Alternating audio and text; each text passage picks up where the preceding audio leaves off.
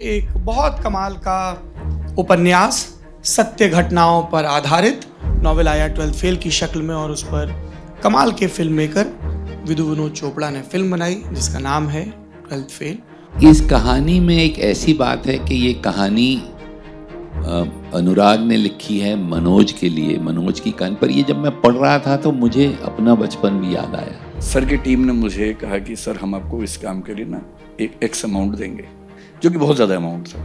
मैंने, तुम पागल हो गए हो क्या? मेरा फिल्म मेकिंग सपना है। जिस आदमी के पास 2 मिनट रहने के लिए लोग ज़िंदगी गुजार दें, मुझे कितने दिन, कितने घंटे, कितने महीने मिलेंगे साथ में? फीस तो मुझे देनी चाहिए आपको। मुझे याद है कि सर बार बार बोलते थे कि यार इस देश में संघर्ष ही तो मेन है, संघर्ष ही तो दुनिया की चीज़ है, इसको हमको ऊपर लेके आना है। मैंने तेरा ज़्यादा काम देखा नहीं है, एक आध चीज़ें देखी हैं मैंने तेरी। वो तूने एक फिल्म की थी कोई गंज वाली, वो देखी, बहुत मेरी बीवी बड़ा तारीफ करती है तेरी। मैंने एक और चीज़ देखने की कोशिश की, क्या है वो, मिर्ज़ापुर, बड़ा ही बेकार। मुझे सर का कॉल आया था 13 मई को कि मेधा शंकर अपने पापा को फ़ोन दीजिए। विधु सर ने बोला, मिस्टर शंकर आपकी बेटी हमारी फिल्म की लीडिंग लेडी है, कॉन्ग्रेचुलेशंस। हमारी ज़िंदगी में, मतलब मेरी ज़िंदगी में अब केवल एक व्यक्ति ऐसा है जो मुझे केवल कहता है कि ये कर। बाकी तो मैं अपने इलाके में तो ठीक पोजीशन पे हूँ। बीच में कोरोना आया, और जब कोरोना आया तो तुमको पता है पूरी दुनिया हिल गई थी। और उस समय में हम लोग तो परेशान थे अपनी अपनी चीज़ों में, और इनका फ़ोन आता था, अरे यार आज क्या सीन लिखा है यार। मैंने कहा कोरोना है यार। अच्छा, गलती से इन्होंने मुझे अपनी उम्र बता दी थी। मैंने यार ये आदमी डर नहीं रहा है कोरोना से। सौरभ और मैं अप्रैल फर्स्ट वीक में अमेरिका में मिशिगन यूनिवर्सिटी गए हुए थे एक सेमिनार के लिए, हम दोनों स्पीकर से वहाँ। तो सुबह सुबह 7 बजे मैंने डिसाइड किया कि नाश्ता करने चलेंगे बाहर कहीं। तो हम एक रेस्टोरेंट में गए नाश्ता करने। तो वहाँ की अंग्रेजी अलग तरह की होती है, उसको समझाना पड़ता है बहुत ज़्यादा कि हमें क्या खाना है। और ये इतने जिंदा दिल आदमी है कि जब साथ होते हैं तो सारी जिम्मेदारी नहीं की होती है। मैं तो बैठ जाता था ठाट से, खुद ही बोल के ले आते थे कुछ कुछ करके। तो वहाँ एक अमेरिकन लड़की से बात चल रही थी जो काउंटर के उस तरफ थी कि ऐसा कुछ चाहिए, वेज में चाहिए, we want something in vegetarian, ऐसे ऐसे करके। काफ़ी इंग्लिश बोलने के बाद हम लोगों ने अचानक वो बोली, आप दिल्ली से हो?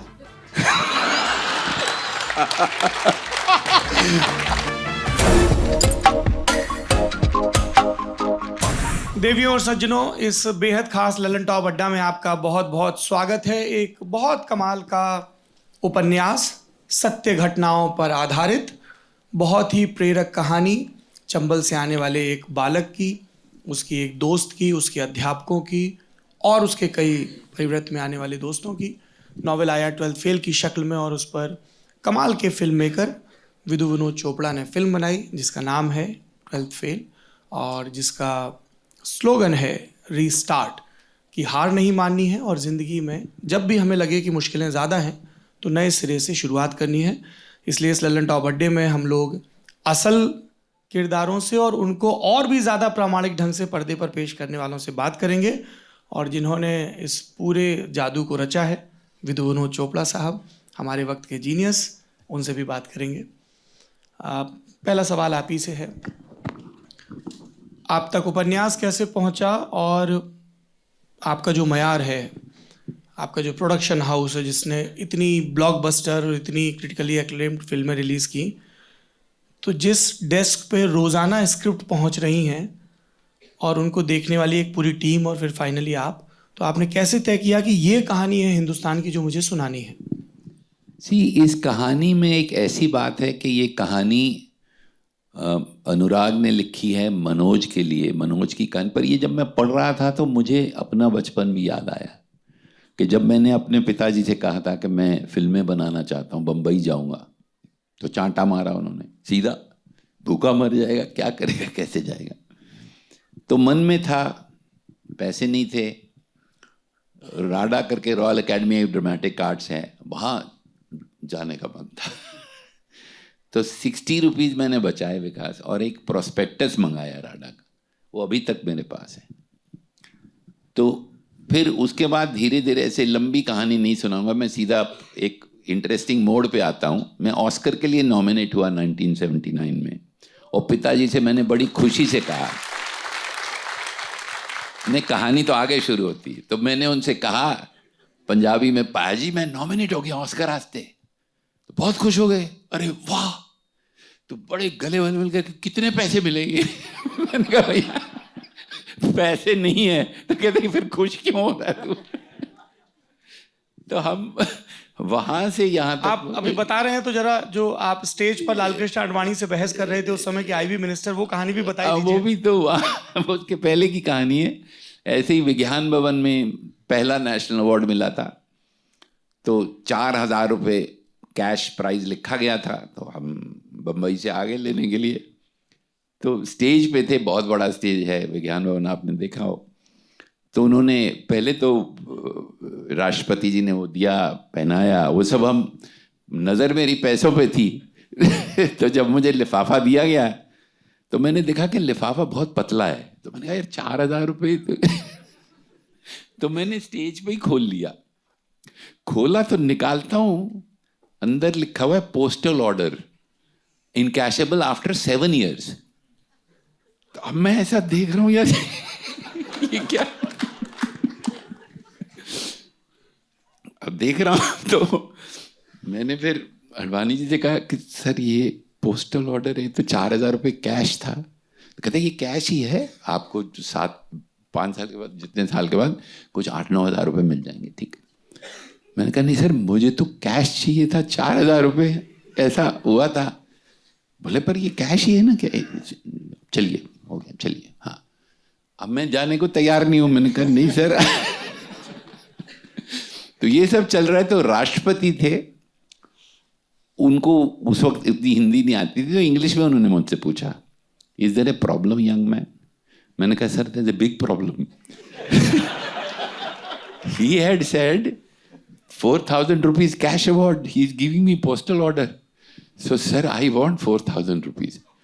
तो आडवाणी जी कहता है आपको बोला ना। मैंने कहा सर आप रख लीजिए ये, आप 7 साल के बाद 8,000 ले लीजिएगा, मुझे 4 दे दीजिए।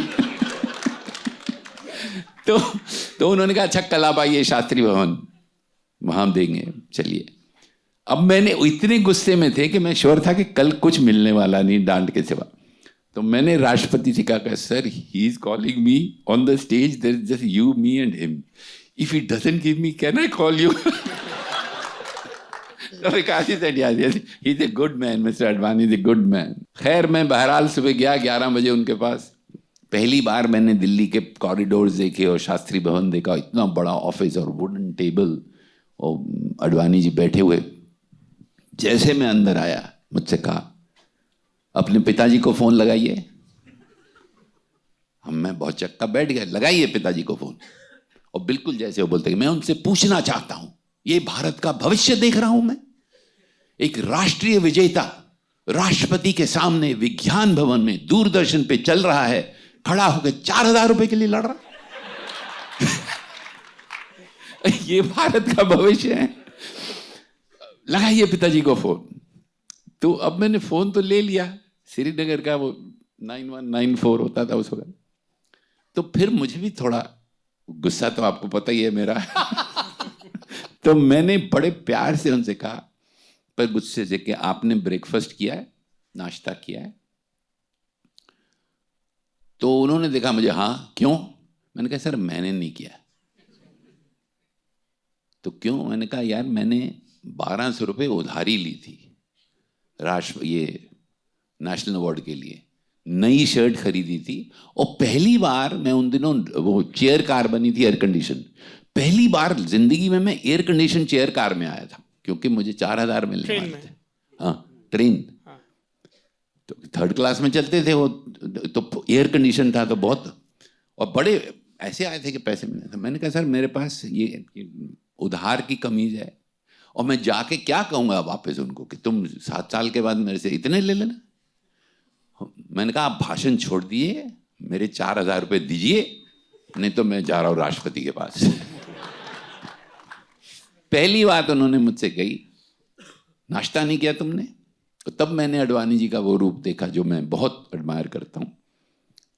तो क्या खाओगे? मैंने कहा अंडा पराठा खाएंगे।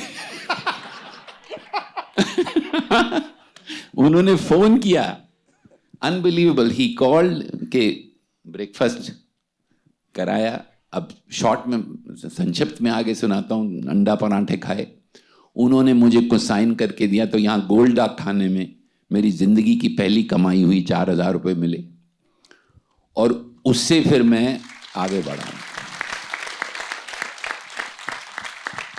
और ये ऑस्कर की कहानी भी इससे कनेक्टेड है कि जब ऑस्कर के लिए नॉमिनेट हुआ, ना टिकट थी, ना वीज़ा था, ना पासपोर्ट था, तो जा तो सकते नहीं थे विदेश, सीधा दिल्ली पहुंच गए अडवाणी जी के वहाँ दरबार में, और वो मंडे को ही था, ये 1 हफ्ता पहले कुछ अनाउंस हुआ था।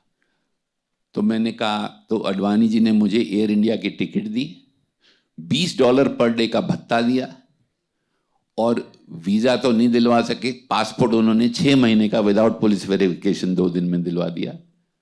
और फिर वो लेके मैं बम्बई पहुंचा।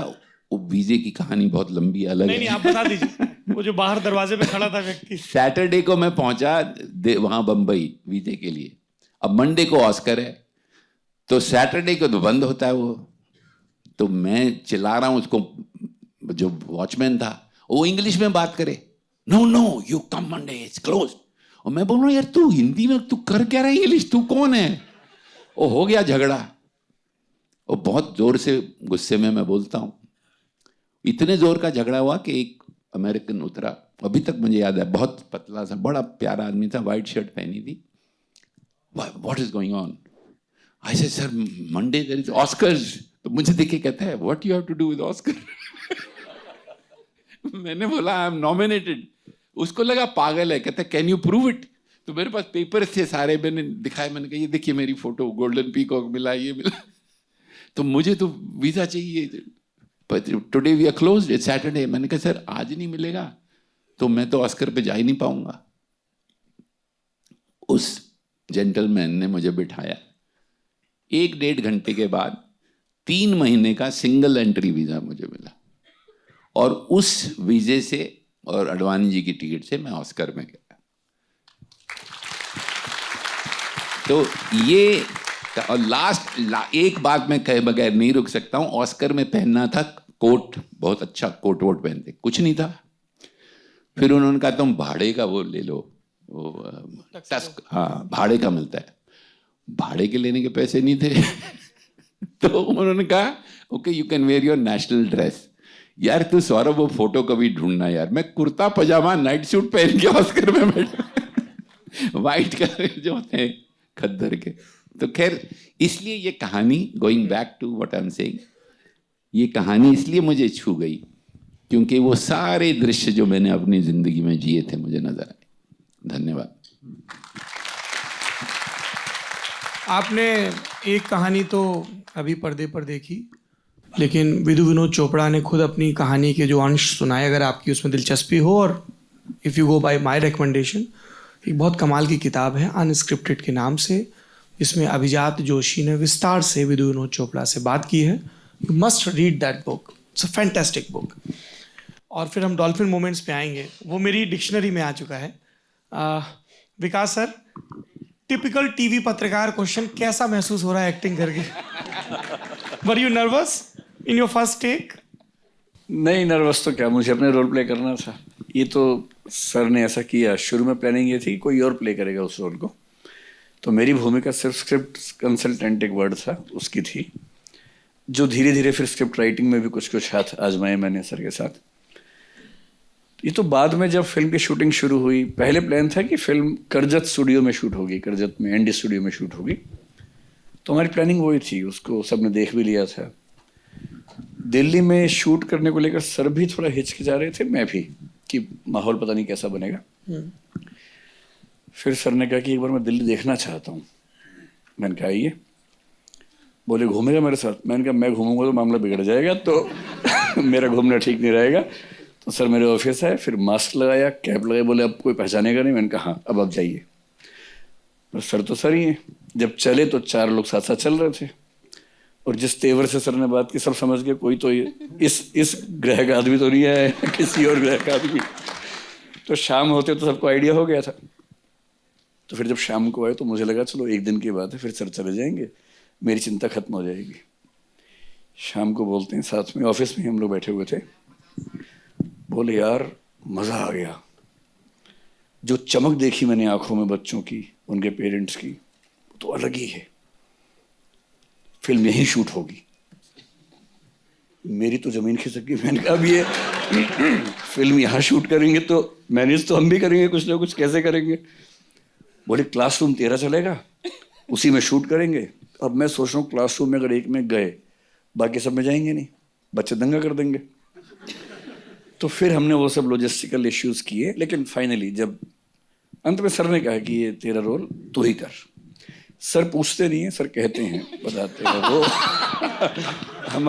हमारी जिंदगी में, मतलब मेरी जिंदगी में अब केवल एक व्यक्ति ऐसा है जो मुझे केवल कहता है कि ये कर। बाकी तो मैं अपने इलाके में तो ठीक पोजीशन पे हूँ। तो मतलब एक तो मैं टीचर वैसी क्लास में तानाशाह होता है, ऊपर से मैं अपने जो संस्था है उसका प्रमुख, तो मुझे सब लोग रिक्वेस्ट में बात करते हैं। तो फाइनली मेरे जीवन में एक ऐसा व्यक्ति अब है जो मुझे धमका के बात करता है और सीधे बोलता है कर रहे हैं। तो सर ने कहा कि विकास तेरा रोल तू ही प्ले करेगा। तो हो गया फाइनल उसमें। किंतु परंतु कहाँ था। और कोई एक्टिंग टिप भी दी गई थी? नहीं, सर ने बड़ा मेरे साथ बड़ा अच्छा रहा, क्योंकि डायलॉग्स मैंने अपने खुद ही लिखे थे। मतलब फिल्म के लगभग 30 सीन के आसपास मैंने लिखे थे शुरू के, और इंटरव्यू का सीन लास्ट में 3 दिन बैठ के लिखा बॉम्बे में। मेरे सीन मैंने खुद ही लिखे थे, लेकिन उसमें बड़ा इंटरेस्टिंग वाकया ये है, शूटिंग जब हो रही थी तो 3 सीन हैं, एक में वो रॉकेट सिस्टम पढ़ाना है, एक में आतंकवाद पढ़ाना है, एक में शुरू की एंट्री वाला सीन है। आतंकवाद वाला सीन शुरू हुआ, मुझे बताया गया था कि ये 13-10 सेकंड का होगा, उसके बाद कट कर देंगे। मैंने ठीक है सर, ये सब तो गवाह है उस मामले के। अब मैंने पढ़ाना शुरू किया, कट ही ना करें। अब मैं आतंकवाद के बाद सोचो अब क्या बोलूं, फिर मैं नक्सलवाद और पता नहीं क्या क्या शुरू किया बोलना। काफी देर बाद बोले एंड कट। तो मैंने कहा सर क्या हो गया था? बोले यार मजा आ रहा था मुझे बहुत मजा आ रहा था। पर ये है कि मतलब मेरी फिल्म मेकिंग का शौक बचपन से था, मेकिंग का, एक्टिंग का तो नहीं था।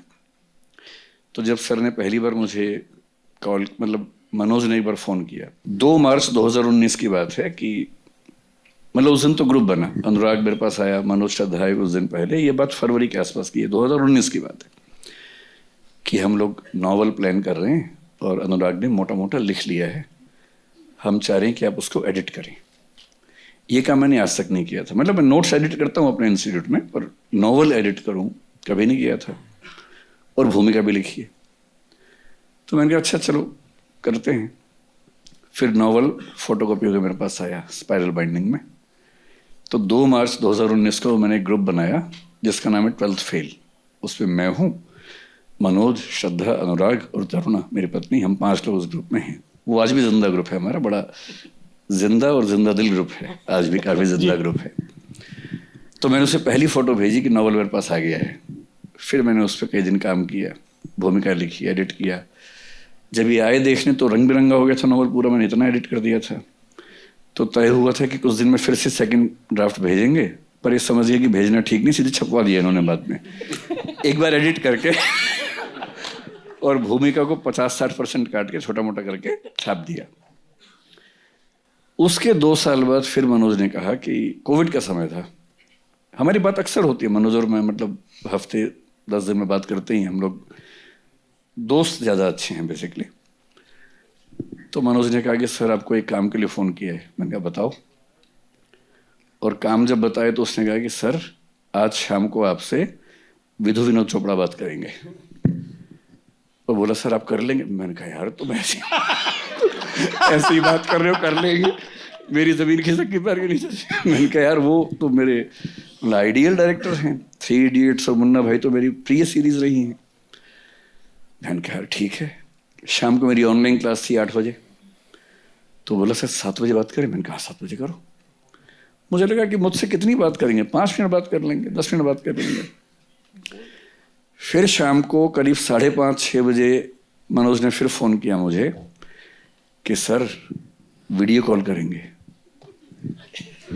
अच्छा, मैं वीडियो कॉल कभी नहीं करता हूँ, मैं तो बहुत ही मनहूस टाइप का आदमी हूँ, तो मैं तो सीधा, फिर मैंने कुर्सी वुर्सी सेट की, पीछे को विंडो चेक की कि ठीक से दिखे। तो 7 बजे कॉल हुई। मुझे लगा पहले औपचारिकताएं होंगी कि मैं ये हूँ, आप ये हैं, ऐसे कुछ होगा। सर के अंदर औपचारिकता है ही नहीं, एकदम 1% भी नहीं। जब लोनावला में पहली बार गया फार्म हाउस में, तो हम बैठे हुए थे, हमने खूब गप्पे मारे सर के साथ। तो मुझे बोले, यार लोग मुझे कहते हैं कि तू बड़ा कब होगा, I have decided not to grow up. मैंने कहा वाह। वीडियो कॉल शुरू हुई, पहला सेंटेंस का बोले, अरे यार तू बड़ा अच्छा बोलता है यार। तो मुझे लगा जैसे हम लोग बिछड़े हुए दोस्त हैं बहुत सालों के, और पहली बार तो बात नहीं हो रही। खैर फिर बात शुरू हुई, और होते होते 8 बजे क्लास थी, बात खत्म भी ना हो। बात 8:45 तक चली, करीब 1.25 घंटे। मैंने बीच में मैसेज करके बोला क्लास कैंसिल कर दो, है मेरी, बोलो ज़रूरी बात हो गई कुछ। और फिर मैंने उसके बाद काम करना शुरू किया स्क्रिप्ट पे। कुल मिला के अनुभव बहुत शानदार रहा। सर ने, मतलब मैं ये बात कहनी नहीं चाहिए पर फिर भी मैं कह रहा हूँ, सर की टीम ने मुझे कहा कि सर हम आपको इस काम के लिए ना एक एक्स अमाउंट देंगे, जो कि बहुत ज़्यादा अमाउंट था। मैंने, तुम पागल हो गए हो क्या? मेरा फिल्म मेकिंग सपना है। जिस आदमी के पास 2 मिनट रहने के लिए लोग ज़िंदगी गुजार दें, मुझे कितने दिन, कितने घंटे, कितने महीने मिलेंगे साथ में? फीस तो मुझे देनी चाहिए आपको।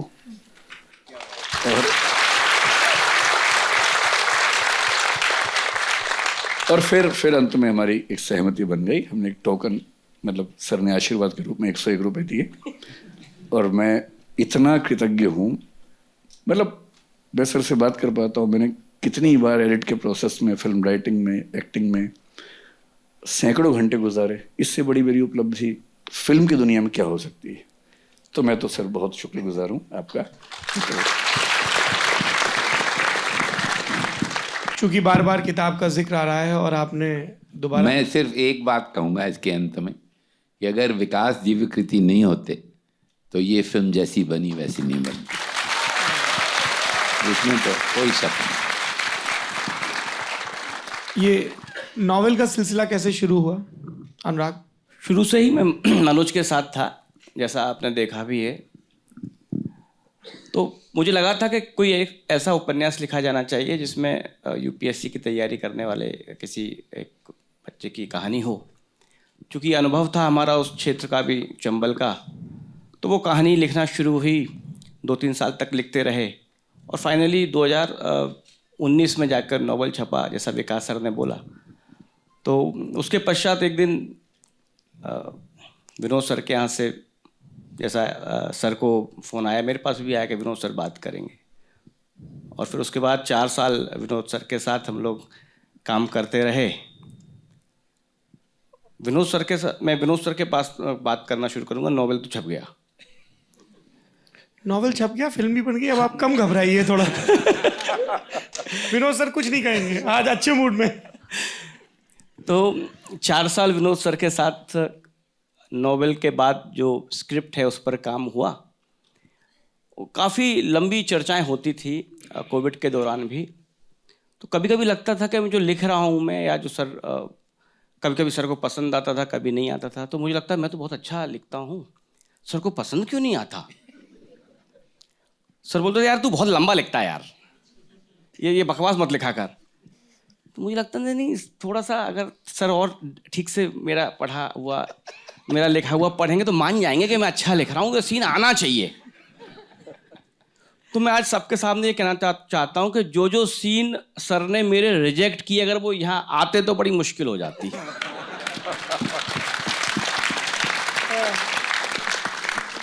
ये बात मैं भी एक सेकंड जोड़ना चाह रहा हूँ कि जब हमारा ग्रुप था, सर के साथ हम 4 का ग्रुप था, मतलब अनुराग, मेरा और 2 राइटर्स फिल्म में एक्टिव थे। एक जस्सी है, एक आयुष भी है। तो कई बार क्या होता था कि सर कुछ सीन काटते थे।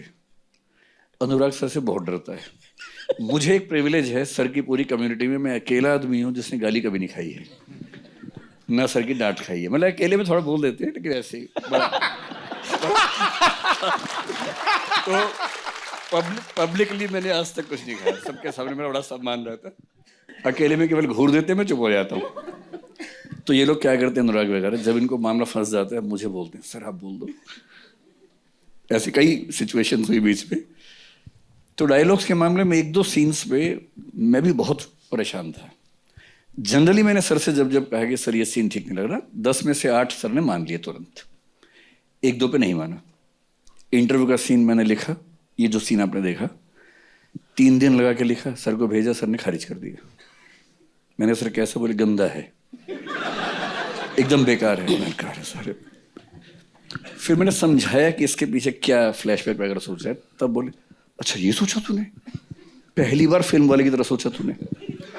तो फिर वे सीन आ गया। लेकिन हमने कल जब मनोज था रात को फिल्म के बाद, कल एक बड़ा अच्छा सा एक स्क्रीनिंग हुई फिल्म की जिसमें सारे हुज हु आए हुए थे, पर हुज हु के साथ दिक्कत है कि वो हंसते भी नहीं है, रोते भी नहीं है। जैसे आज जो माहौल था वो माहौल हम कल मिस कर रहे थे। तो कल उसके बाद जब अनुराग, मनोज, श्रद्धा और मैं घूम रहे थे बाहर, तो हम सब ने एक बात एक्सेप्ट की कि जहाँ जहाँ हमें लग रहा था कि सर हमारी बात नहीं समझ रहे, अच्छा हुआ कि नहीं समझा। वही सीन सबसे अच्छे बने। जैसे जो फॉर एग्जाम्पल कई हैं बहुत। एक तो बता दो जो आपको लगता था कि नहीं होना चाहिए पर फिल्म में है। जैसे इंटरव्यू का ही हाँ, इंटरव्यू का भी है, या शुरुआत के सीन है, जो दादी का सीन है, या हमको लगता था कि सर इसमें 2-4 डायलॉग और आने चाहिए, कि ये डायलॉग तो आया, बड़ा कॉमेडी आएगी इसमें। सर ने कहा भाग यहाँ से, चल निकल, बकवास कर रहा है तू। तो मैंने बाद में मान लिया कि मैं बकवास कर रहा था। आप किस साल पैदा हुए हैं अनुराग? मैं उस साल पैदा हुआ जिस साल सर की खामोश आई थी। इसीलिए मैं पूछ रहा था। इसीलिए सवाल मैं इसीलिए पूछ रहा था। और इसीलिए सर ने बोला खामोश। विक्रांत, आपको क्या सबसे पहले स्क्रिप्ट दी गई होगी ऑफिस में पढ़ने के लिए? नहीं सर, मुझे कॉल आया कि VCF विनोद चोपड़ा फिल्म्स एक फिल्म बना रही है, विनोद सर आपसे मिलना चाहते हैं। तो पहले तो 10-15 मिनट मुझे विश्वास ही नहीं हुआ। मैंने अपनी बीवी से, शीतल से कहा कि यार ये कोई ऐसे प्रैंक तो नहीं कर रहा है कोई।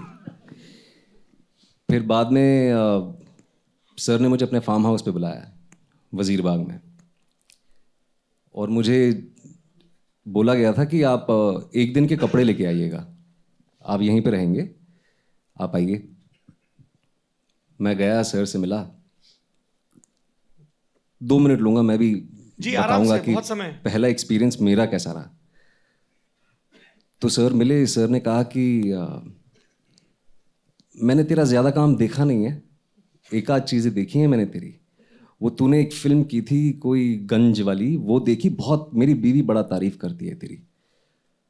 मैंने एक और चीज़ देखने की कोशिश की, क्या है वो, मिर्ज़ापुर, बड़ा ही बेकार। और मैं सोचूं कि यार वो तो पूरा देश पसंद कर रहा है, सब बबलू भैया करके फोटो खिंचा रहे हैं। कहते कि मैं दूसरा एपिसोड शुरू किया, देखा ही नहीं गया, मैंने आधे में ही बंद कर दिया। चल खैर, बहरहाल तू एक किताब है, वो किताब पढ़, और इसके ऊपर मैं फिल्म बना रहा हूँ, तू बता तुझे क्या लगता है। मुझे कमरे में भेजा, कहा कि ले पूरा दिन पढ़, कल बता, कल तक बता क्या लगता है। मैं जब किताब पढ़ने लगा तो 4-5 बार ऐसा हुआ, कुछ मुझे 8 या 10 घंटे लग गए वो किताब पढ़ने में, आंसू ही ना रुके। और बड़ा ही डिस्टर्ब सा था, क्योंकि मैं भी कहीं ना कहीं एक ऐसी ही सिचुएशन से आता हूँ। कुछ ऐसे अनुभव मेरे भी हुए हैं जीवन में जहाँ पे आर्थिक स्थिति कुछ ठीक थी नहीं। 16 साल की उम्र में काम करना पड़ा, बाय चॉइस नहीं था वो। तो मैंने उसी वक्त डिसाइड कर लिया था रात के 1-1:30 बजे कि ये फिल्म बनेगी तो इसका हिस्सा तो मैं किसी भी हाल में बनूंगा। और फिर वहाँ से सिलसिला शुरू हुआ, और आज यहाँ आपके साथ बैठे हैं।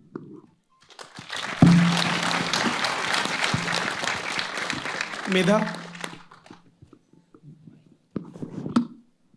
मैं एक बात ऐड करना चाहता हूँ जो इन्होंने नहीं कही। मैं अपने स्टडी एरिया में था, दूसरे दिन सुबह जब ये नॉवल पढ़ चुका था विक्रांत, तो मैंने कहा यार पहला सीन है, तेरी उम्र क्या है, इसने बताई जो मैं नहीं बताऊंगा। तो मैंने कहा पहली तो 19 साल वो लड़का है, कैसे करेगा? तो सोचा, मैंने कहा कैसे करेगा, तो ये वहीं ज़मीन पे एकदम चाइल्ड पोज में आ गया। जो पहला शॉट है फिल्म का, जो आसमान से आप बिल्कुल वैसे इसकी पूरी बॉडी लैंग्वेज चेंज हो गई और ये बिल्कुल 18-19 साल के लड़के की तरह बैठ के लिखने लगा। 1 मिनट लगा मेरे को ये कहने में, सोचने में कि ये बहुत ग्रेट एक्टर, यही बनेगा मनोज, ये मैं बताऊंगा। और वो पहला शॉट फिल्म का एग्जैक्टली वही है। जब ऊपर से आता है वो ऐसे ही बैठ के, आप देखिए, वो चीटिंग के नोट्स बना रहा है, वो एग्जैक्टली जो इसने कई साल पहले मेरे वहाँ किया था। और इसकी बॉडी लैंग्वेज जो है, अच्छा एक बात मैं आपको और बता दूं कि हमने कुछ बजट रखा था, जैसे विकास सर के लिए रखा था, मेकअप के लिए रखा था, उसके मेकअप के लिए और डिजिटाइजेशन के लिए, कि ये इतनी उम्र से इतनी उम्र जाएगा तो स्किन पे काम करना पड़ेगा। हमने बहुत हर फिल्म में किया है। ये लड़का गया 3 महीने से पहले, 1 साल रिहर्सल की, फिर शूटिंग से 3 महीने पहले सब काम छोड़ दिया। 8 या 11 किलो इसको पता हुआ कितना इसने लूज किया। और फिर चंबल में गया, वो गांव में महीना पहले, 15 दिन पहले स्किन इसने, वो सूरज की रोशनी में लेटा रहा, पूरी स्किन इसने बर्न की। तो इसके चेहरे पे बिल्कुल मेकअप नहीं है।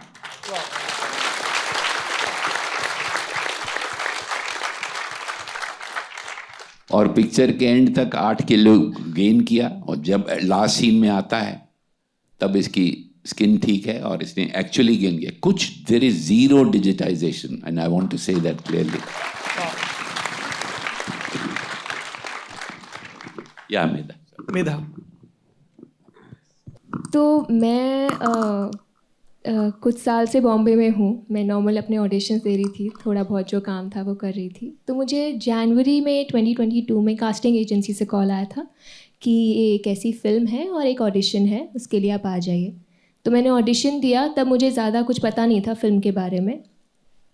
और उसके ऑडिशन के कुछ 2 हफ्ते बाद मुझे कॉल आया था उनसे कि विदु विनोद चोपड़ा आपका स्क्रीन टेस्ट करना चाहते हैं। तो मुझे तो ऐसा घर में बैठ के ऑल इज़ वेल मैं कर रही थी कि घबराना नहीं है, प्रेशर अभी मत लो, दे दो ऑडिशन, फिर देखेंगे। तो मैंने कहा अच्छा चलिए ठीक है। फिर मेरी पहले सर से जूम कॉल पे बात हुई थी, जिसमें उन्होंने पूछा था आप अपने बारे में बताइए और ये सब, ताकि थोड़ा हाय हेलो का वहाँ पे टाइम वेस्ट ना हो। फिर हम 9 फरवरी को मैं मिली थी विधु सर से, विक्रांत से, पूरी टीम से पहली बार जब मेरा स्क्रीन टेस्ट हुआ था। 2 बड़े सीन्स हमने करे थे और मैंने सर से कुछ क्वेश्चंस पूछे थे सीन के बारे में, उन्होंने बड़े अच्छे से मुझे समझा दिया था। और मैं रूम मुझे दिया गया था और मैं वहाँ पे वही डीप ब्रीदिंग करी थी कि चलो घबराना नहीं है, सब ठीक से हो जाएगा। फिर मैंने ऑडिशन शुरू हुआ और मैंने कुछ फर्स्ट टेक दिया और उसमें मैंने कुछ इम्प्रोवाइजेशंस करे थे, कुछ लगभग 1-2 पैराग्राफ्स कुछ ऐड करे थे मैंने रिस्क लेके कि चलो, क्योंकि because it's always a risk. तो वो जब टेक हुआ तो सर बड़े खुश थे और मुझे था कि अभी कहीं सर बोल देंगे कि ये सब नहीं करना, जो लिखा है वही करो। बट सर बहुत खुश थे, उन्होंने बोला था नहीं ये बहुत अच्छा आपने जो किया है आप यही करिए। तो मुझे लगा चलो सब ठीक चल रहा है। और ऐसे करके हमारा दूसरा सीन भी हुआ और थ्रू आउट मुझे ऐसा लग रहा था कि सर खुशी लग रहे हैं, शायद मैंने कुछ तो ठीक ठाक कर दिया है, कुछ गड़बड़ नहीं हुई है। और फिर सर ने मुझे बोला था कि आपका फ़ोटो शूट करेंगे हम और अभी बाकी टेस्ट चलेंगे, हम आपको बताएंगे। और उन्होंने मुझे एक चीज़ बोली थी कि परिणीता के लिए विद्या बालन के हमने 26 टेस्ट करे थे। तो मैंने बोला सर आप 26,000 टेस्ट ले लीजिए, क्योंकि अगर विद्या बालन के 26 टेस्ट हैं तो आप मेरे पता नहीं कितने, अब मैं रेडी हूँ सर। तो ही लाफ्ड एंड मैंने कहा ठीक है सर, फिर मैं जाती हूँ और मैं चली गई घर। उसके बाद फिर मेरा फ़ोटोशूट के लिए कॉल आया था, फ़ोटोशूट हुआ। उसके बाद मेरा 1 महीने बाद, क्योंकि सर शायद बाहर गए थे काम से, उसके बाद मुझे कॉल आया सेकंड टेस्ट के लिए और वो सेकंड टेस्ट हुआ। और उसके बाद मुझे सर ने बोला था 1 हफ़्ता लगभग के बाद हम आपको बता देंगे जो भी है। और थ्रू आउट सर ने मुझे बोला था आप फ्रंट रनर हैं और ये है, बट मुझे पता था बड़े ऑडिशंस चल रहे हैं पूरे देश, मुझे पता था ये बात। और मेरे एजेंट बार बार मुझे कॉल करके बताते थे। मैंने बोला आप मुझे नहीं सुनना है मुझे अब मत बताइए कौन लोग ऑडिशंस दे रहे हैं। और मैं शायद वो सेकंड टेस्ट के बाद एक बार ही ऐसा हुआ, मैं हल्का सा घबराई थी कि यार इतना टाइम लग रहा है, क्या हो रहा है, क्योंकि अदरवाइज़ मैं बड़ी कॉन्फिडेंट थी कि यार ये मुझे लग रहा है ये मेरी किस्मत का है। तो फिर मुझे सर का कॉल आया था 13 मई को कि मेधा शंकर अपने पापा को फ़ोन दीजिए, और उन्होंने बोला स्पीकर पे लगाइए। मैंने पापा को बुलाया एंड वो कह रहे हैं, उन्होंने मुझसे नहीं बात करी, विधु सर ने बोला मिस्टर शंकर आपकी बेटी हमारी फिल्म की लीडिंग लेडी है, कॉन्ग्रेचुलेशंस। अच्छा, मुझे लगता था कि सिर्फ आडवाणी जी ही फ़ोन लगवाते हैं पापा को। ये वहाँ से सीख के आए। वहीं से सीखा है, अडवाणी जी से सीखा पापा को। हाँ, इसके पापा को भी कैसा करेक्ट। हाँ, ये उन्हीं से सीखा हूँ, अडवाणी जी से। नहीं, दरअसल मैं I again go back to the book reference. जी, जोड़ना चाहता हूँ मैं, ज़्यादा सब 1 मिनट लूँगा सिर्फ। ये जैसे सर ने बताया कि अगले दिन इनका खूबसूरत सा डेक है, स्टडी एरिया, नदी को देखता हुआ। मैंने बहुत काम किया है सर, मुझे 20 साल हो जाएंगे दिसंबर में प्रोफेशनली काम करते हुए। उस अगले दिन से जो मेरा 2.5 साल का सफ़र विनोद सर के साथ रहा है, बड़ा ही डेमोक्रेटिक प्रोसेस है इनका काम करने का। हैं टफ हैं, टास्क मास्टर हैं, he will push you to the wall to bring out the best in you, वो कोई भी डिपार्टमेंट हो। मेरी जो ग्रोथ हुई है ना पिछले 2.5 साल में इस डेमोक्रेटिक प्रोसेस में, एक्टर जो होते हैं वो हमेशा अंत में आते हैं, राइटर्स लिख देते हैं, सारी टीम असेंबल हो जाती है, बड़ा एक्टरों के आसपास मजमा लगा रहता है, बड़ा चढ़ा के रखते हैं एक्टरों को। सर के यहाँ इतना डेमोक्रेटिक प्रोसेस है कि पहली बार मेरे जीवन में स्क्रिप्ट को लेके, कॉस्ट्यूम को लेके, दूसरे एक्टर्स के ऑडिशंस को लेके मुझे सर ने पर्सनली इन्वॉल्व किया है। पहली बार मेरे जीवन में ऐसा हुआ है, और ये मैं कहना चाहता हूँ सबके सामने कि जो एज अ पर्सन मेरी ग्रोथ हुई है, एज एन एक्टर तो चलो मेरे जीवन का हिस्सा है सिर्फ, एज अ पर्सन जो मेरी ग्रोथ हुई है इन 2.5 सालों में, वो 20 सालों में नहीं हुई है, बिकॉज ऑफ यू।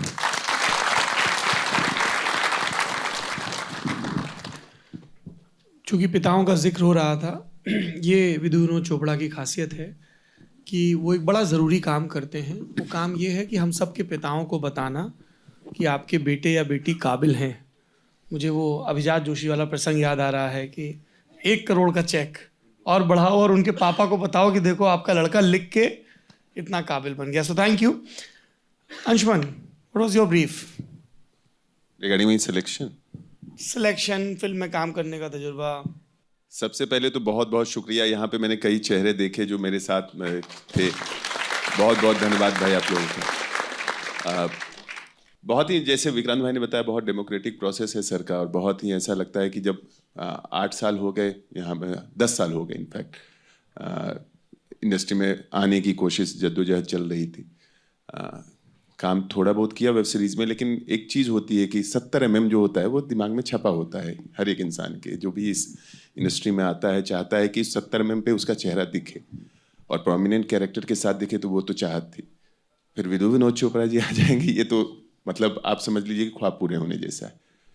तो ऑडिशन के लिए कॉल आया था, तो बड़ा कॉन्फिडेंस ये आ रहा था कि नहीं, कैरेक्टर समझ में आ गया तो ऑडिशन तो अच्छा दे दूंगा मैं। लेकिन जब जगह पे आता है इंसान, तो उसकी बुद्धि खुलती है उस जगह पे कि ऑडिशन दिया। अभी उस समय फ़ोन पे ऑडिशन चलने का था। सर ने देखा, एक दिन कॉल आता है जेसी का, और वो कहते हैं कि सर आपसे बात करेंगे। तो पहली बार जो होती है ना कि अंदर की हवा जहाँ रहती है वही रुक जाती है, कुछ समझ में नहीं आता है। मेरे साथ वैसा हो रहा था। मैं हाँ सर हाँ तू ऐसा कर रहा है, सब कुछ कर रहा था, लेकिन कुछ समझ में नहीं आ रहा था। लग रहा था कुछ भी आगे पीछे कुछ दिखाई नहीं दे रहा है। ऑडिशन हुआ, बुलाया इन्होंने, और वो मुझे नहीं समझ में आया कि मैंने क्या किया। मैं आज सच्चाई बताता हूँ, मुझे पहले ऑडिशन जो सर के सामने, मुझे समझ में ही नहीं आया कि मैंने क्या किया। हाव भाव पूरे अलग हो गए थे। लेकिन मेरे साथ एक बहुत अलग सा रहा सर का, पर्सनल प्रोफेशनल का एक ताना बाना बहुत साथ में, जद्दोजहद जो चल रही थी लाइफ की, वो साथ में सर ने मेरे साथ उस समय जिया है। मेरे को एक तरीके से बड़े मतलब पिता समान मेरे को एक तरीके से कई जगहों पे उन्होंने संभाला ऑडिशन के दौरान। तो मुझे तो समझ में नहीं आया कि मेरा प्रोसेस, मुझे सेलेक्ट किया जा रहा है या मुझे करवाया जा रहा है सर के थ्रू, ये मुझे नहीं समझ में आया। सर ने वैसे मुझे उस तरीके से ट्रीट किया, मेरे पर्सनल चीज़ों को शेयर किया और उसके साथ उनको कनेक्ट करके मुझे बताया। फिर आई फाइनली सेलेक्ट हो गया, विक्रांत भाई के साथ मेरा ऑडिशन हुआ, और उसके बाद सर ने मुझे सीधे वही जैसे कि गौरी नंदन कैसा है, तो वो दिन था कि हाँ आई रियलाइज़ कि हाँ फाइनली आई एम देयर। फिर शूट के दौरान फिर वही सारी चीज़ें कि जैसे विक्रांत भाई ने बताया कि एक कहीं ना कहीं जो होता है ना कि एक एक्टर चाहता है कि वो समझता है कि कुछ चीज़ें सीख ली हैं उसने, और उस पेरिफेरी में वो फंस जाता है। सर उस पेरिफेरी को बड़ा करते हैं और समझ बहुत बनाते हैं। तो एक एक प्रोसेस, एक एक चीज़, एक एक दिन जो गुजरा वहाँ पे, 12 दिन का शूट किया मैंने, तो 12 दिन में मुझे लगा कि पिछले जो 10 सालों में सीखा है वो एक साथ जमा होके आया, और उसके बाद कुछ नया समझ में आया जो मुझे पहले नहीं समझ में आ रहा था। कुछ चीज़ें जो मैंने तू कहते हैं ना कि sometimes this is the medium of directors, and I understood that thing somewhere in this particular film कि this is completely the medium of directors, कि उनके सामने सरेंडर कर दो, तो सरेंडर बिफोर मास्टर्स। तो वो वाला मुद्दा रहा मेरे साथ कि सारा चीज़ सरेंडर करने के बाद आज जब फिल्म देख रहा था, तो कल मैं और अनंत ये बात कर रहे थे कि कहीं कहीं बुद्धि जब अपने मकड़ी जाल में फंसाती है ना बाबू, तो उसको खोलने के लिए एक बहुत बड़ा हाथ चाहिए कि साफ कर सके, तो अपना खुला। Thank you sir. अनंत, क्या था आपका तजुर्बा? सर मेरा मतलब वही रेगुलर ऑडिशन दिया एक एजेंसी के थ्रू। ऑडिशन ज़्यादा आप शूट का बताइए, सब लोग अभी ऑडिशन बता रहे हैं, शूट हाँ के नहीं दौरान सर, मैं एक दिलचस्प चीज़ बता रहा हूँ कि और वही कि सर का प्रोसेस लंबा होता है, विश्वास जीतने में थोड़ा टाइम लगता है सर के। तो मैं मिल रहा हूँ और मुझे गिनती से याद है, आई थिंक वो 9वां अटेम्प्ट था कि जब मैं ऑफिस जा रहा था और मैं सर के साथ सीन पढ़ रहा था, और तब भी वहाँ पे सीन के बारे में सर खुला बात करते हैं और वो बड़े खुश हो जाते हैं ज़रा सा अगर कुछ उन्हें क्लिक कर गया, और बहुत दुखी भी हो जाते हैं अगर नहीं क्लिक किया। तो मैं ये सब समझ रहा हूँ और फिर ये नहीं समझ पा रहा हूँ कि क्या मैं पांडे कर रहा हूँ वाकई में, क्या ये फिल्म हो रही है मेरे लिए। और मैं जाता जा रहा हूँ, और मैं थोड़ा बॉम्बे का आउटस्कर्ट से रहता हूँ, तो मेरे लिए जाने का खर्चा अलग मतलब एक है, तो वो कहीं ना कहीं फिनेंशियली भी रहता है कि यार बजट भी, मतलब मैं लगातार जा रहा हूँ, हो रहा है कि नहीं हो रहा है, चल क्या रहा है। और फिर उसके बाद मैंने सर की टीम को के थ्रू सर को पता चला कि मैं एक यूरोप की ट्रिप कर रहा हूँ काम की वजह से, तो मैं जा रहा हूँ। सर बड़े अपनत्व से आए और उन्होंने बोला और क्या लाएगा तू, मेरे लिए चॉकलेट वॉकलेट लेके आना। तो मैंने सर से ये बोल दिया, सर मेरे पास पैसे सब कुछ बचे नहीं है, मैं क्या लेके आऊँगा सर। तो कहते तू ही है पांडे, तू पांडे ही है। और उस दिन मुझे ज्ञात हो गया कि ठीक है, लगता है पांडे मैं ही कर रहा हूँ। तो वहाँ से लेके आई थिंक जो फिल्म में भी जो मैंने सर को फादर फिगर इसलिए भी माना क्योंकि जो पांडे का एंग्स्ट है अपने फादर से, वो मैं इनका सोच के ले आता हूँ कि उधर से जो आवाज़ आ रही है वो विनोद सर की डांटने की आ रही है, और वो बड़े ही एफर्टलेसली निकल जाता है। बट सर मतलब हर सीन में, मुझे याद है मेरा पहला सीन जो स्टेशन से जहाँ खुलता है, वो मेरी लाइफ का अभी तक का प्रोडक्शन वैल्यू के हिसाब से हर मायने में बहुत बड़ा सीन था। और उस दिन बहुत से एक्स्ट्राज और बहुत से लोकल लोग वहाँ काम कर रहे थे, और सर की बहुत बड़ी टीम है, लेकिन मतलब वो मेरे लिए आंखें खुलने वाला एक मोमेंट था, क्योंकि उस दिन सर एक बैकग्राउंड में खड़ा हुआ कोई पासिंग दे रहा है, उसके पास भी जा जाके उसे पैशन के साथ चिल्ला के बोल रहे थे, तू अच्छे से क्यों नहीं जा रही है। तो मेरे दिमाग में आया कि जो आदमी अपने बैकग्राउंड में चलते हुए आर्टिस्ट पे इतना इन्वेस्ट कर रहा है, वो मतलब वो कितना इन्वेस्टेड है हर एक सीन को लेके। तो सर से मैंने एक चीज़ सीखी कि अपनी डिलीवरी में ऑनेस्टी में कोई भी कॉम्प्रोमाइज़ नहीं करना। वो हमेशा वो बोलते तेरी आंखों में नहीं आ रहा है, वो ऑनेस्टी मैंने सर से सीखी। और मैं हर जगह जिस जगह काम कर रहा हूँ या किसी और सेट में जा रहा हूँ, तो मैं वो बड़ा ही सर की ये आदत, ये बात मिस करता हूँ। और मैं जस्सी को हमेशा फ़ोन करके बोलता हूँ कि मुझे सर की याद आ रही है। तो अनुभव बहुत ही बेहतर है। सर की खुराक की याद आ रही है। सर की खुराक की वो आदत पड़ गई, वो घर ये अंडरस्टैंडिंग जो सर ने सीन करते वक्त ही बताते थे सर कि मैं बोल ले ऐसा, तो वो मुझे समझ में कि थोड़ा वो कन्विक्शन से कुछ नहीं, तो ऐसे बोले। एंड सर बोलते थे कि पब्लिक ऐसे रिएक्शन देगी, और यहाँ पे 3-4 हम लोगों ने देख लिए हैं स्क्रीनिंग से, और उस मोमेंट्स पे सेम वैसा रिएक्शन सारी पब्लिक का आ रहा है। सो नतमस्तक हूँ इस मामले में कि किस तरीके से कंप्यूटर फीडेड इनकी चीज़ है कि वो एग्जैक्टली वैसा ही हो रहा है रिएक्शन वाइज। तो हमारे लिए तो मेरी बुद्धि खुलने जैसा रहा है सर। इनका एक ऐड करूंगा जो इनका ना कि अपने पिता का मेरे कर रहे थे, जो टेलीफोन पे चिल्ला रहा है इसके ऊपर, जो इसका बाप, वो मेरी आवाज़ है। वो भी मैं ही चिल्लाया हूँ। अब रियल लाइफ मनोज और श्रद्धा, दोस्तों के बारे में बात करना हमेशा बहुत मुश्किल होता है पब्लिक में, और मैं बहुत सौभाग्यशाली हूँ कि आप दोनों हमारे दोस्त हैं, परिवार हैं। जीवन तो आपका कमाल का है ही। अनुराग को शुक्रिया कि उन्होंने कलमबद्ध किया, विदु सर ने उसको पर्दे पर उतारा, विकास सर ने मुश्किल वक्त में मॉरल सपोर्ट दिया। पर आप लोग जब ये फिल्म देखते हैं, मैं 2 दफ़ा आपके साथ ये फिल्म देख चुका हूँ, फर्स्ट कट और ये, तो आप भी रोते हैं, हम लोग भी बगल में बैठ के रोते हैं। चलता क्या है दिमाग में वो सब देखते हुए? दादी, रिजल्ट, श्रद्धा का ये कहना कि साथ में चक्की पीस लेंगे, या विकास सर का कहना कि कोई बात नहीं, नहीं भी होगा चौथे अटेम्प्ट में भी तो गाड़ी पकड़ के मेरे पास आ जाना।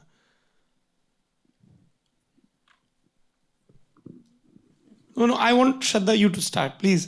आप बहुत देर बैकग्राउंड में रही हैं, अभी थोड़ा बोलिए। और श्रद्धा जोशी महाराष्ट्र की बहुत कमाल की और बहुत काबिल ऑफिसर हैं, और इस वक्त महाराष्ट्र टूरिज्म संभाल रही हैं, और जिस जिस विभाग में रही हैं वहां पर इनकी धाक रही है। जी। तो ये जो देखने का अनुभव है, एक्चुअली मैं अभी भी शैटर्ड हूँ, क्योंकि इसको पूरा देखना, मूवी को कहीं ना कहीं वो पूरे के पूरे साल सामने गुजर जाते हैं, और साल के एक एक पल सामने से गुजर जाता है, वो जो जर्नी है। और आई थिंक इन बच्चों के साथ देखना तो अद्भुत एक्सपीरियंस था, क्योंकि जहाँ वो वही फीलिंग जो ये फील कर रहे हैं, वही हम भी उसी समय इन्हीं लोगों के साथ बैठे हुए रहते हैं जब वो देख रहे होते हैं। तो ये जर्नी बहुत ही कमाल की रही है। अनुराग जी ने जब उपन्यास लिखा और फिर ये यहाँ तक पहुँचा है, तो शुरू में जब विदु सर से मुलाकात हुई, तो पहली मुलाकात ही एक्चुअली मैंने तो ऐसा, जो मेरा इमेजिनेशन था वो बिल्कुल डिफरेंट था। मुझे इतने मतलब जिस व्यक्ति को 40 इयर्स हो चुके हों, उस समय हम लोग बात करते थे कि 40 साल के लगभग हुए हैं काम करते हुए, तो मुझे लगता था कि कोई एजेड से व्यक्ति और एकदम इस तरह के व्यक्ति से बहुत गंभीरता से बात करने वाले, नपे तुले। परिंदा जैसी मूवी है, एकलव्य जैसी मूवी जिन्होंने दी है, और इतनी इस तरह की। और सामने जब पहला सर से मुलाकात हुई तो आई वॉज टोटली शॉक कि एकदम यंग एनर्जी से भरे हुए, मतलब जो सर ने बोला कि शायद सर ने वो ग्रो नहीं होने का जो संकल्प लिया हुआ है, तो एकदम वो एनर्जी। और जो सर के साथ डिस्कशन हुआ, क्योंकि कहीं ना कहीं हम लोगों को शायद थोड़ा डर भी था जब मूवी की बात आ रही थी। मनोज की जो जर्नी रही है, मनोज की जो यात्रा रही, जिसमें कुछ नहीं पता था कि अगले महीने का खाने का क्या होने वाला है, पढ़ने का क्या होने वाला है, किराया कैसे देने वाले हैं, लेकिन सपना बड़ा साफ, एकदम क्लियर कि हाँ नहीं मैं कर ले जाऊंगा। वो विश्वास, वो जिद, वो बड़ी ज़बरदस्त। मतलब मनोज एक ऐसे व्यक्ति है, मुझे लगता है कि अगर साथ में रहें तो ऐसा हो ही नहीं सकता कि उनसे प्यार नहीं हो, उनके लिए सम्मान नहीं हो।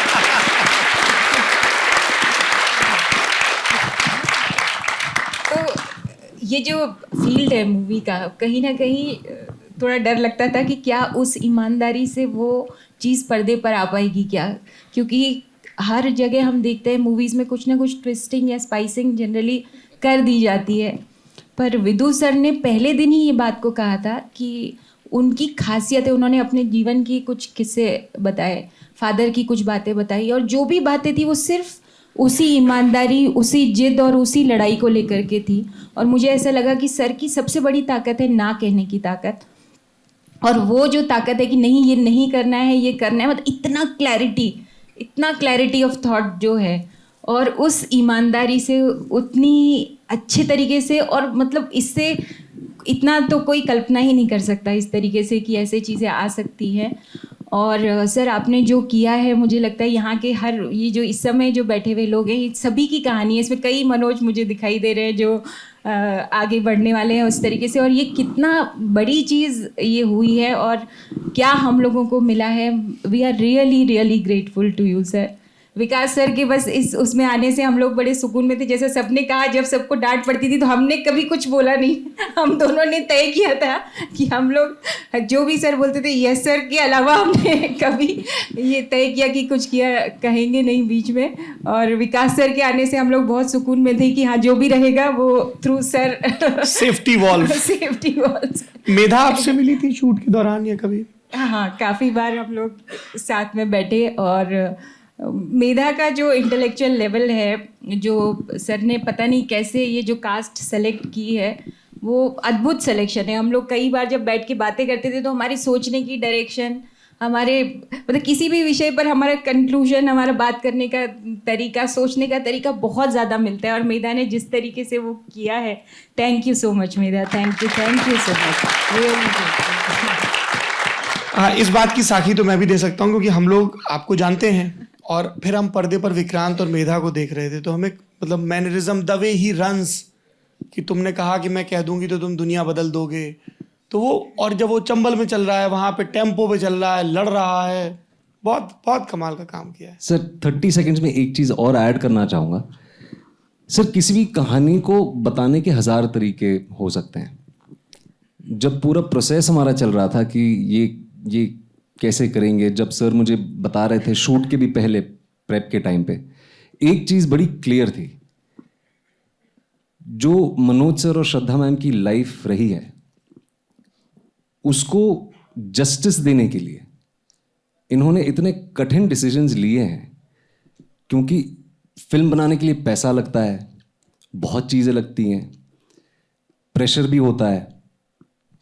जो ना कहने वाली बात कही है श्रद्धा मैम ने, वो इतनी कमाल की है कि इन्होंने कहा कि कुछ भी हो, लोग मेरी फिल्म को पॉपुलर, भले ही मेरी फिल्म ना बने, गाने ना हो, कोई स्टार ना हो इसमें, इस फिल्म को, इस कहानी को मैं ऐसे ही बताऊंगा, इसको मैं वैसे ही जस्टिस दूंगा, चाहे इसको लोग देखें या ना देखें। ये एक बहुत बड़ी पर्सनालिटी और बहुत गट्स लगते हैं करने के लिए।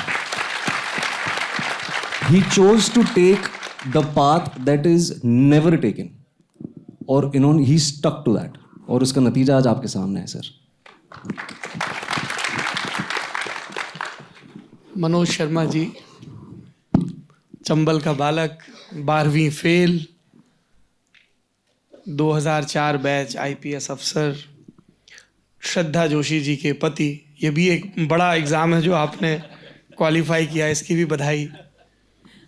और बहुत बहुत कमाल के दोस्त और बहुत सहज, है ना। आपके लिए तो ये बिल्कुल एक परी कथा सा होगा। आप जवाब दें उससे पहले मैं सिर्फ ये कहना चाहता हूँ कि ये सिर्फ एक मनोज शर्मा की कहानी नहीं है, है ना।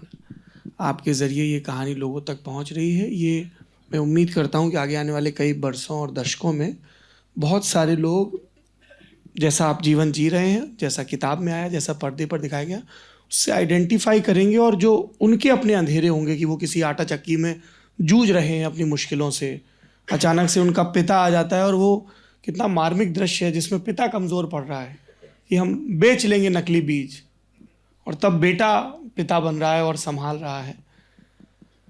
So thank you so much what you have done in your life and for your conviction. आप बताइए। Thank you sir. श्रद्धा ने जो अभी बात कही, एक दिन विद्युत चपड़ा जी का फ़ोन आया कि तुम कहाँ हो। मैंने कहा सर मैं कुछ काम में हूँ ऑफिस में, तुम आते हो। मैंने कहा सर थोड़ा गड़बड़ ये है कि वाइफ का बर्थ आज जो है हमारा एनिवर्सरी है, हम दोनों कहीं जाने वाले हैं शाम को। बोले तो यहीं आ जाए, यहीं मनाएंगे। जैसा विकास सर ने कहा कि वो बताते हैं कि ये करो। yes, yes. मैंने श्रद्धा से कहा कि श्रद्धा एनिवर्सरी मनाने का इससे बड़ा और कोई मौका नहीं हो सकता। विनोद चोपड़ा खुद अपनी छत पे हमारा एनिवर्सरी मनाना चाहते हैं। श्रद्धा ने कहा मैं आ रही हूँ। हम लोग ऊपर गए छत पे, इनके लिफ्ट के माध्यम से, फिर झीने कुछ ऊपर चढ़े, और जब हम ऊपर गए तो हमने देखा कि कुछ मोमबत्तियाँ लगी हैं, कुछ लाइट लगी हुई हैं, टेबल कुर्सी रखी हुई है, और लोग लगे हुए हैं लाने के लिए, कुछ खाने के लिए। तो मैंने कहा सर ये तैयारी किसके लिए? मुझे लगा कुछ कर रहे हैं। बोले तुम्हारा वाइफ का तुम्हारा एनिवर्सरी मनाना है यार। और उस दिन हम लोग बहुत देर बैठे, मैं, अनुराग, श्रद्धा को, तीनों को हाथ पकड़ के एकदम नीचे वाले रूम में ले गए। सर का एक नीचे वाला रूम है एकदम, जहाँ पर के कोई आ नहीं सकता सर की परमिशन के बिना। और हम तीनों को उन्होंने बोला कि देख भाई, ये कहानी मुझे बहुत अच्छी लगी है, ये कहानी मैं अडॉप्ट कर रहा हूँ, पर मैं मूडी आदमी हूँ। मैं काम करते करते हो सकता है कि बहुत अच्छा मज़ा आ जाए और हो सकता है कि मुझे लगे यार फालतू टाइम खराब कर रहा हूँ। तो अगर अच्छा लग गया तो मैं करूँगा और नहीं अच्छा लगा तो तेरे को जितना स्क्रिप्ट में काम किया सब वापस कर दूंगा, ले जाना अपनी। मैंने कहा यार इतना क्लियर आदमी कोई देखा ही नहीं आज तक। फिर हम तीनों लोग ये बोले कि सर जो करना है करो, क्योंकि हमको पता था इससे बड़ा जादूगर कोई है भी नहीं। जो जादू 3 इडियट में हमने देखा था, पीके में देखा था, परिंदा में देखा था, और जितनी भी सर की मूवीज़ हैं, 1942 लव स्टोरी तब आई थी जब हम लोग मतलब प्यार करना जानते भी नहीं थे। तो उस कहानी के साथ में जैसे विक्रांत ने कहा, ऐसा न्याय किया सर ने, इतना न्याय किया। कभी कभी मुझे पता नहीं सर लगता है कि विक्रांत की और मेरी पर्सनैलिटी सच में एक जैसी है, कि बस थॉट हमारा एक जैसे ही है। अभी विक्रांत ने जो बोला ना कि डेमोक्रेटिक तरीका, बाप रे, मैं सोच भी नहीं सकता। हमारे यहाँ प्रशासन में सिर्फ आदेश चलते हैं, इनके यहाँ पे तो ऐसा होता था कि तू भी बैठ, तू भी बैठ, तू भी बैठ, सब। ऐसा डेमोक्रेटिक तरीका है इनके यहाँ काम करने का कि अभी कुछ दिन पहले इन्होंने कुछ टेलर दिखाने थे, सबको बोला पेन लो, कागज़ लो, सब नंबर दो अपने। मतलब हर एक आदमी की बात सुनते हैं। और हमारे लिए सबसे बड़ी खुशी ये थी कि विदु चोपड़ा जी ने मुझे, श्रद्धा को, अनुराग को, हम तीनों को परिवार का हिस्सा बना लिया उसी दिन, 4 साल से, 4.5 साल से बल्कि। और उन्होंने ये किया कि हर चीज़ में हमको शामिल किया, हर चीज़ में, चाहे वो स्क्रिप्ट हो, चाहे वो यहाँ तक के जो ऑडिशंस होते थे उनमें भी हमको शामिल किया। यहाँ तक कि कुछ भी होता था, अच्छा जब भी कुछ भी उनके घर में, उनके यहाँ पे कुछ भी हुआ, वो आ जाओ बैठते हैं। और इतना ज़्यादा हम लोग पिछले 4 साल में इस पूरी प्रोसेस में जुड़े हुए। बीच में कोरोना आया, और जब कोरोना आया तो तुमको पता है पूरी दुनिया हिल गई थी। और उस समय में हम लोग तो परेशान थे अपनी अपनी चीज़ों में, और इनका फ़ोन आता था, अरे यार आज क्या सीन लिखा है यार मैंने कहा कोरोना है यार। अच्छा, गलती से इन्होंने मुझे अपनी उम्र बता दी थी। मैंने यार ये आदमी डर नहीं रहा है कोरोना से?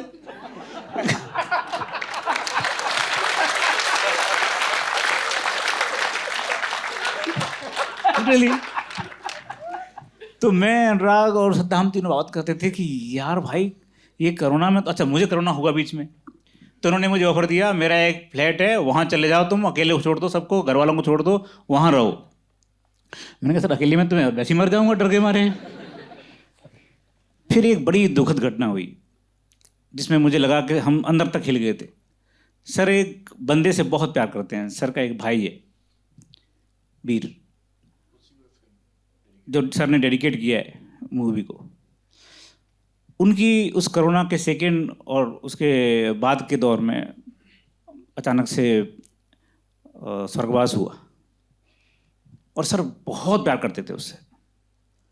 और उस समय हमको ऐसा लगा कि बंदा टूटने वाला है, और हमने ये मान लिया था कि ये प्रोजेक्ट कम से कम 3-4 साल पीछे जाएगा, क्योंकि हमको पता था कि सर कितना प्यार करते हैं उनसे।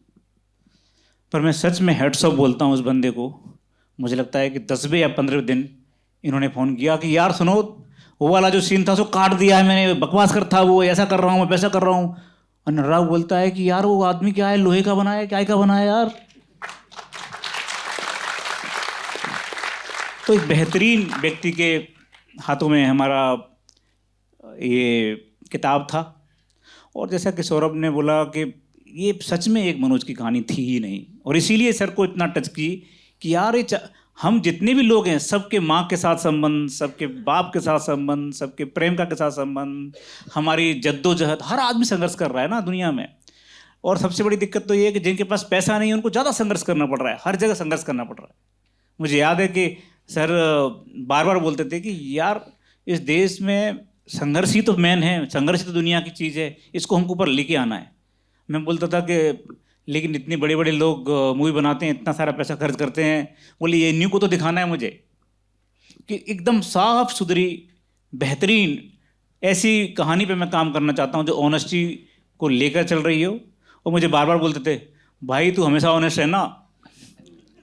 अब फिल्म बन गई है। हाँ, मैं कहता सर आप बिल्कुल इसकी चिंता मत करो, क्योंकि मेरे जीवन में मैं उन लोगों में शामिल हूँ जिन्होंने अपनी ओथ को अपने पीछे लटकाया हुआ है। जब से सिलेक्शन से लेकर आज तक मैंने कभी भी एक भी ऐसा काम नहीं किया जिसमें मुझे लगे कि मैंने अपनी ओथ को अलग किया है।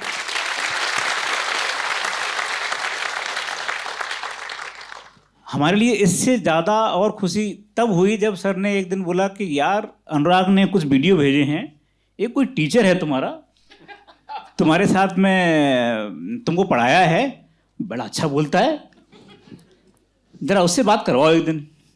मैंने सर को फ़ोन किया कि सर विद्वान चोपड़ा बात करना चाहते हैं। सर ने कहा यार कर लूँगा, बहुत बढ़िया, बड़ा आदमी है वो तो। फिर वो हुआ टाइमिंग का दिक्कत। अरे मैंने कहा ये गुस्सा हो जाएंगे, टाइम नहीं करेंगे फिर बाद में। फिर मैंने एक बीच में कॉल करवाया, वीडियो वो वाला कॉन्फ्रेंस कॉल, और थोड़ी देर बाद उन्होंने मुझे ही कट करके दोनों आपस में बात करना शुरू कर दिया। और उसके बाद विकास सर जुड़ गए। तो मैं श्रद्धा अनुराग बहुत खुश थे कि हम तीनों सर के स्टूडेंट हैं। हमने वो दिन देखे हैं जो शायद आप लोगों में से बहुत कम लोगों को पता होगा। तरुणा मैडम यहाँ हैं। हमने वो दिन देखे हैं जब सर ने दृष्टि शुरू की थी, एकदम शुरू की थी। और सर एक मुखर्जी नगर के एक छोटे से नीचे के तलहटी में सर पढ़ाते थे और वहाँ हम पढ़ते थे। और वो तलहटे में सर मुझे लगता है स्टार्ट कर ही रहे थे अपना पढ़ाने का सिस्टम। और साथ में ये भी दिक्कत थी कि सर के अटेम्प्ट भी बचे हुए थे, देना है कि नहीं देना है, सब चल रहा था। और उस दौर में सर ने एक बहुत लंबी क्लास ली। वो क्लास सर बड़ी ऐतिहासिक थी क्योंकि 11 सितंबर, हाँ 9/11 हुआ था उस रात को। मैं श्रद्धा और क्लास में थे। मुझे वापस जाना था क्योंकि पैसा ख़त्म हो गया था दिल्ली में। और वापस जाने के लिए मैं अनुराग पैकिंग कर रहे थे, लेकिन रात भर की क्लास चलनी थी, सुबह जाना था। उस रात को मैंने तय किया था कि श्रद्धा को कुछ बोल के जाऊंगा, या कुछ भी हो जाए। हिम्मत नहीं हो रही थी, लेकिन सर ने रात भर की क्लास रखी। और रात भर की क्लास में मैडम ने पहरा लगाया, सारी लड़कियों को अंदर लगाई गई, बात ही नहीं करनी थी किसी भी हालत में। चाय भी अंदर मैडम ही पहुंचा रही थी। तो वो सारी यादें थी। सर के आने से बहुत ज़्यादा लाभ हुआ। मुझे लगता है कि ये जो स्टेज है आज, वो बड़ी बड़ी बेहतरीन स्टेज है। इससे बड़ी स्टेज अब कभी नहीं मिलेगी लाइफ में बोलने के लिए मुझे, क्योंकि यहाँ पर मेरे पर्सनल जीवन से संबंधित इतने सारे लोग हैं। अनुराग पाठक, जिन्होंने कि मुझे जीवन में तब साथ दिया जब मेरा कोई नहीं था, जब मैं गांव से आया था। अनुराग पाठक के घर से पैसे आते थे और वो पर्स मेरे जेब में रहता था। और हमारी लड़ाई होती थी कि मैं उसको 8 रुपये चाउमीन के लिए देता नहीं था, खाने के लिए। चाउमीन खत्म हो जाएगी, ये लड़ता था, यार पैसे मेरे तू देता ही नहीं है। तो अनुराग पाठक आज स्टेज पे, जिन्होंने उपन्यास लिखा। विकास सर, जिन्होंने दिल्ली में मुझे उस समय साथ दिया जब कहीं कुछ नहीं था। सर ने क्या क्या किया है मेरे लिए मैं बताऊंगा तो बड़ी लंबी कहानी होगी। मैं एक ही बात बोलता हूँ कि जब भी मैं सर से मिलता था, जब संघर्ष के दिनों में, और सर से मिल के वापस आता था, तो मैं श्रद्धा को बोलता था कि यार इस आदमी में क्या ऐसा जादू है कि ये ताकत कहाँ से भर देता है। और मैं फिर लगातार 2 महीने तक मुझे लगता था कि ताकत बनी हुई है। श्रद्धा, जिसके बिना जीवन का कल्पना ही नहीं कर सकता मैं। श्रद्धा ने पूरा जीवन मुझ पे लगाया है और आज भी लगा रही है, आज भी लगातार साथ में है। और इस तरह से साथ में है कि आज भी हम लोग पति पत्नी कम और फ्रेंड ज़्यादा हैं, दोस्त ज़्यादा हैं। विक्रांत की तो बात ही अलग है। मुझे कभी सोचा भी नहीं था मैंने कभी कि विक्रांत मतलब इस तरह से रोल को कर सकता है। मैं हमेशा सोचता था कि अंदर की चीज़ कैसे बाहर आएगी, यार ये कैसे महसूस कर सकता है कि मेरे अंदर क्या चल रहा है। अभी हम लोग मूवी देखते हैं तो मैं हर बार रोता हूँ और हर बार विक्रांत मुझे बोलता है मुझे पता है आप क्यों रो रहे हैं। तो विक्रांत ने गजब किया है, मुझे लगता है जीवन का बड़ा हिस्सा बन चुका है विक्रांत हमारे। और एक मित्र के नाते सौरभ तो हमेशा साथ में रहे हैं, हमेशा दुख में सुख में। सौरभ द्विवेदी एक ऐसा आदमी है जिसने पूरी जर्नलिज्म को आभिजात्य से वापस लेके आया है। हिंदी बेल्ट को उन्होंने बड़ा नाम दिया है।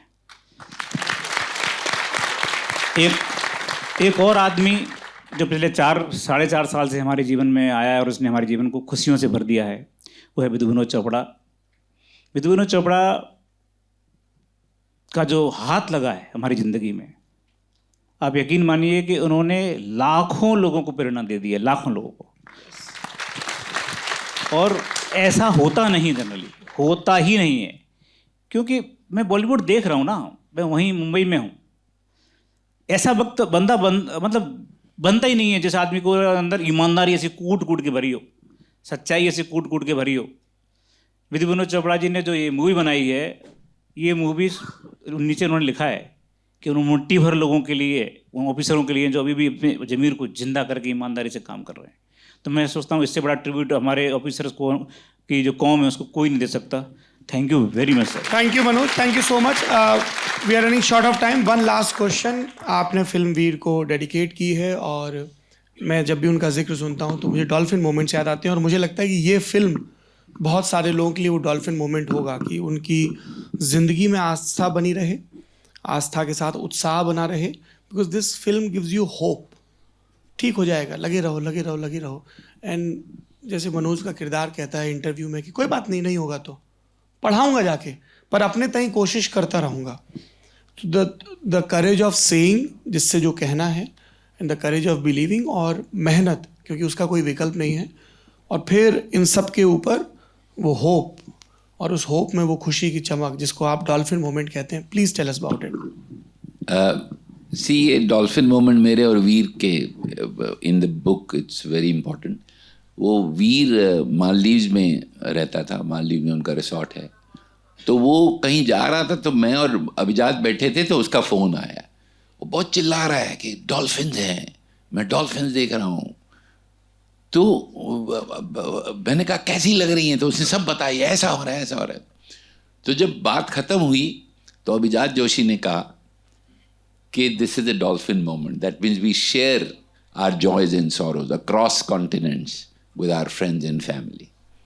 So that became in the book a dolphin moment. और एक बात मैं अंत में कहूँगा, समय कम है लेकिन ये बात कहना ज़रूरी है कि जब ये मनोज कह रहा था कि वीर जो है वो चले गए, तो मैं बहुत टूट गया था, और आज भी मैं जब उसको याद करता हूँ तो भावुक हो जाता हूँ। लेकिन हफ्ते 10 दिन में ये जो वर्ड रीस्टार्ट मैंने किया है, लिखा है, ये मेरे जहन में आ रहा था, और मैंने कहा कि ज़िंदगी में जितना बड़ा भी धक्का लगे, हमारा धर्म है रीस्टार्ट करना।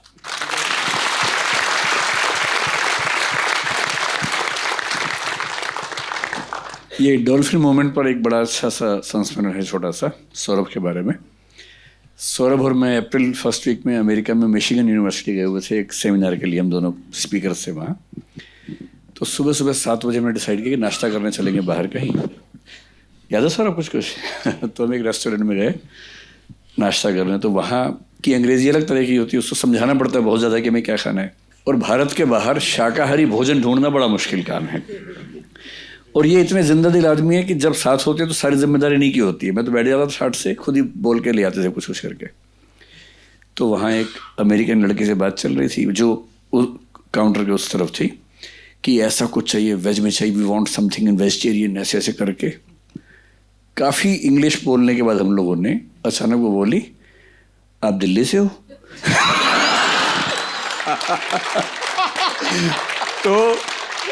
तो सौरभ की बत्ती जली अचानक, और ऐसे ही हंसा वहाँ पर जोर जोर से, और फिर पूछा तुम कहाँ से हो?